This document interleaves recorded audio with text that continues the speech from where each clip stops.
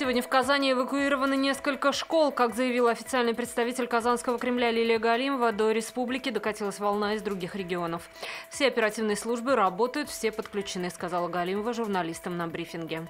Чемпионат мира по футболу и еще 800 спортивных мероприятий различного уровня. Минспорта подводит итоги года. Открыто 10 бассейнов, 2 ледовых дворца, 16 модульно-лыжных баз. Примерно в таком же объеме продолжится программа строительства и в этом году.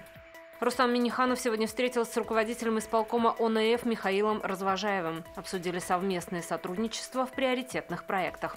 Традиционными вопросами остаются борьба с коррупцией и контроль за исполнением указов президента России.